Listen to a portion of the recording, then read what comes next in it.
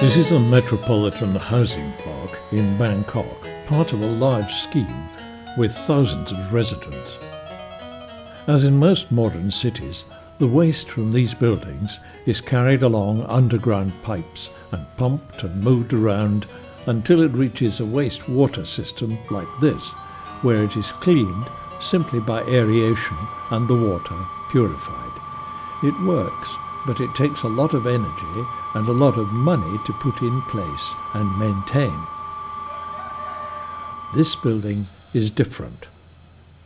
At one end sits an eco-waste disposal system which cleanses the waste on the spot and can be operated without electricity or power of any sort.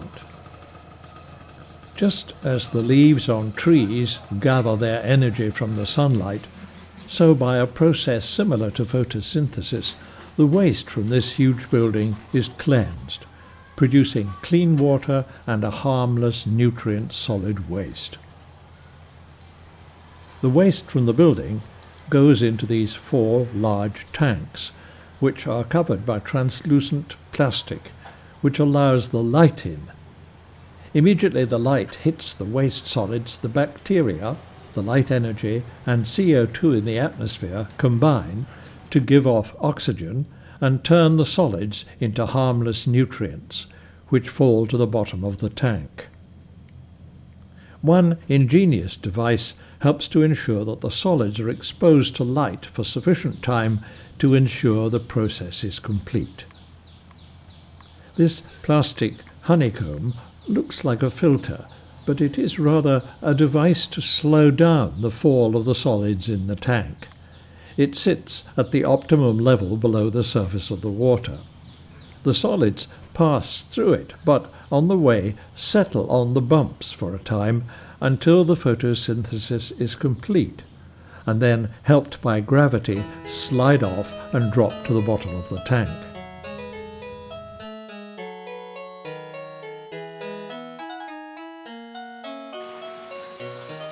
As waste flows into the tanks, then an equal volume of clean water flows out.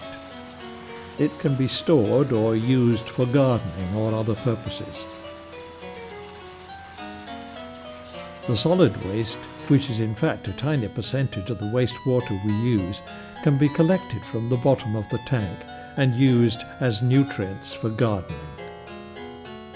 If the tanks sit below ground level, then the whole system operates entirely by gravity. They can be sited below a building, and the sunlight carried by fibre optic cables from a light receptor on the roof of the building.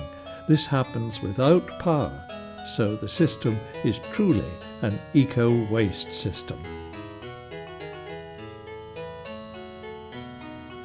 Already architects are waking up to the economic and environmental possibilities of this process, and it won't be long before, for large new buildings and even individual houses, mains waste disposal becomes a thing of the past.